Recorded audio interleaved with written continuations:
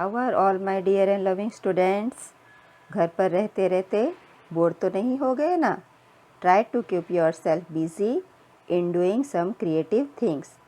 अपनी हॉबी पे काम कीजिए, उसमें इम्प्रूवमेंट लाइए।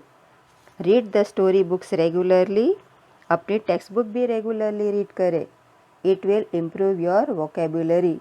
Try to find out meanings from the dictionary if you don't understand some. There are so many ways to keep yourself busy and do something new and creative.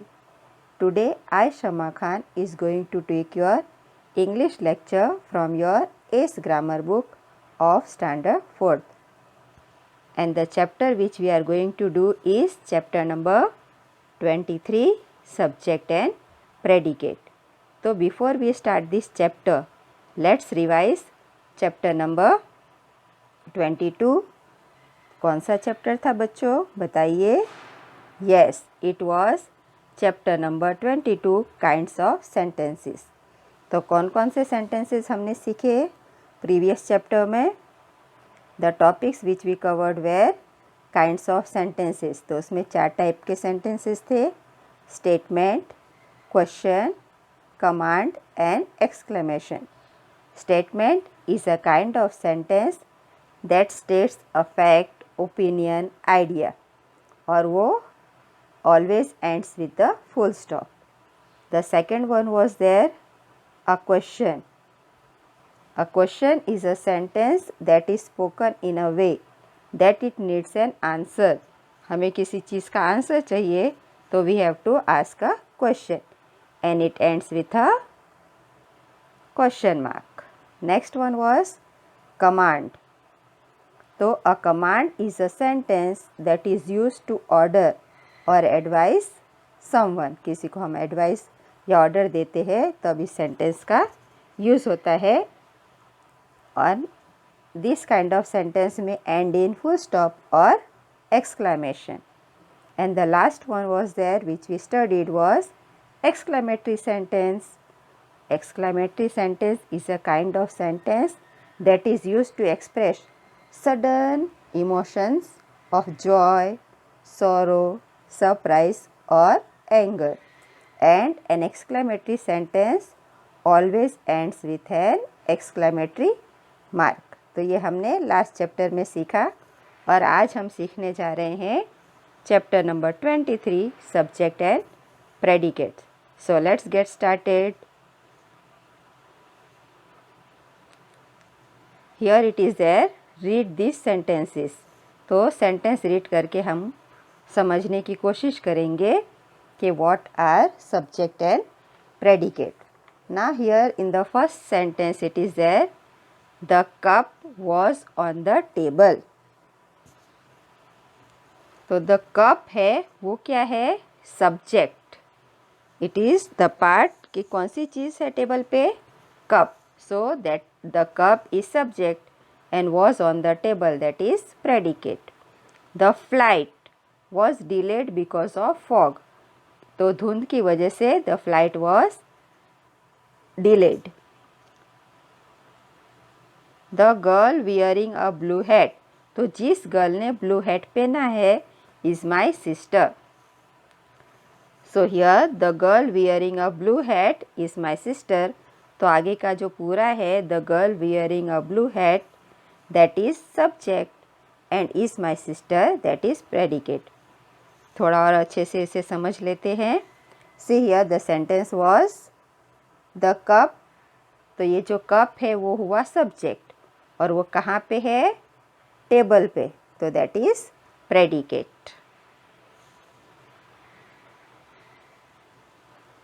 In these sentences, the words in bold are the subjects. तो bold में क्या थे, the cup, the flight, the girl wearing a blue hat, all are subjects. And the underlined words are the predicates. तो underline क्या थे, was on the table, was delayed because of fog, is my sister, all were predicates. The subject is the noun part in a sentence. तो subject किसे कहते हैं, जो noun part होता है sentence में उसे सब्जेक्ट कहा जाता है। इट टेल्स अस व्हाट और whom the sentence is about, कि ये सेंटेंस है क्या और किसके बारे में है।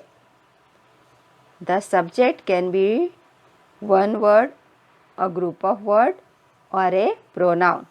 तो ये सब्जेक्ट कुछ भी हो सकता है, एक वर्ड हो सकता है, ग्रुप ऑफ वर्ड्स हो सकता है और प्रोनाउन के फॉर्म में भी हो सकता है।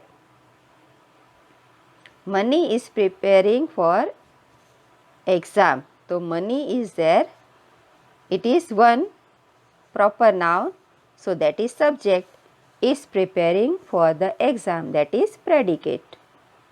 Some rare old vases can be seen in the museum, तो some rare vases, तो ये हुआ subject और can be seen in the museum, that is predicate. I enjoyed the match, तो I जो अकेला pronoun है वो हुआ subject और enjoyed the match, that is predicate. The predicate is the part of the sentence which tells us about the subject, is or does. तो predicate क्या दिखाता है? वो सेंटेंस का वो पार्ट है जो सब्जेक्ट क्या करता है और सब्जेक्ट क्या है उसके बारे में बताता है। The predicate can be one word, a group of words, तो जो प्रेडिकेट है वो एक वर्ड का भी हो सकता है या group of words can also be there, both are possible. The children play, तो द चिल्ड्रन सब्जेक्ट है और play is the predicate. Milly was watching cartoons, तो हियर मिली जो है that is subject, was watching cartoons is the predicate.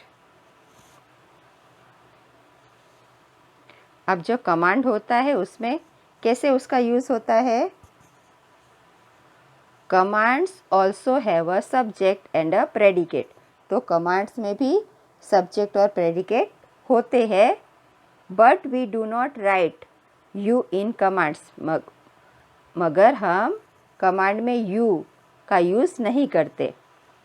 तो कैसे उसका use होता है? Let's C.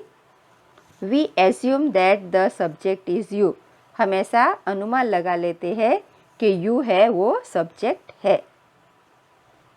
You keep quiet और द बेबी विल अवेक, तो ऐसे हम सेंटेंस नहीं लिखते कमांड में, that is not possible. Command में कैसे सेंटेंस लिखा जाता है? कीप क्वाइट और the baby will awake, will wake up.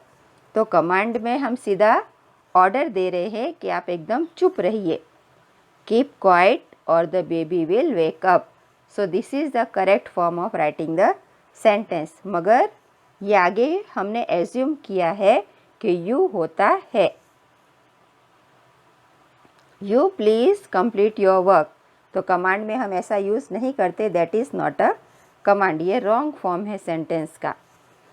Please complete your work, तो here request is made, request किया गया है, so you please complete the work ये हम एज्यूम कर रहे हैं, मगर सेंटेंस जो हम एक्चुअल में लिखेंगे वो तो ऐसे ही आएगा, प्लीज़ कंप्लीट योर वर्क, ये करेक्ट फॉर्म है कमांड लिखने का, रिक्वेस्ट करने का। You don't walk on the middle of the road, तो here also it is there कि यू के आप रोड पे मत चलिए, तो ये हमने एज्यूम किया है, हम लिखेंगे नहीं, सेंटेंस में यू का यूज़ नहीं होगा। कमांड कैसे देंगे हम? Don't walk on the middle of the road, तो ऐसे हम जोर के साथ, फोर्स के साथ कहेंगे don't walk on the middle of the road, तो that is the correct form of the sentence. तो जो सिंपल सेंटेंस होते हैं उसमें सब्जेक्ट तो जो नाउन होते हैं वो होता है, और प्रेडिकेट किसे कहेंगे? जहाँ से वर्ब स्टार्ट होता है उसके बाद का पूरा जो सेंटेंस होता है that belong to the predicate group. Means what? जो सिंपल सेंटेंस होते हैं उसमें जो नाउन होते हैं वो प्रेडिकेट होता है, यानी जो दिखाता है कि it is a part of sentence, जिसमें वो बताता है कि ये सेंटेंस किसके बारे में है और क्या के बारे में है, तो वो होता है सब्जेक्ट। और प्रेडिकेट क्या होता है? इट टेल्स अबाउट के वो सब्जेक्ट जो नाउन है वो क्या कर रहा है, तो वो होता है प्रेडिकेट। और प्रेडिकेट हमेशा कब स्टार्ट होता है? वर्ब जहाँ से स्टार्ट होता है वहाँ से प्रेडिकेट, और पूरा सेंटेंस कंप्लीट होने तक वो predicate will continue up to the last. तो आपको इतना इजी है, जो एक्शन करता है वो होता है सब्जेक्ट, और उसके पूरा वॉस वर्ब से लेके लास्ट सेंटेंस तक that is called the predicate. और कमांड में आपको क्या याद रखना है कि उसमें यू हम एज्यूम करेंगे, यू एज्यूम होगा, सेंटेंस में एक्चुअली होगा नहीं। हम डायरेक्ट किसी को कमांड कर रहे तो डायरेक्ट हम उसको कमांड करते यू का यूज़ नहीं होता, और रिक्वेस्ट भी कर रहे हैं तो हम प्लीज़ का यूज़ करके रिक्वेस्ट वाले सेंटेंस बोलते हैं, हम यू का यूज़ नहीं करेंगे। यू का यूज़ होगा तो वो करेक्ट फॉर्म ऑफ सेंटेंस नहीं होगा। So I think so all the students have understood this chapter. On regular basis keep watching the recorded videos ताकि आपको सब टॉपिक अच्छे से समझ में आ जाए। Thank you for watching the video.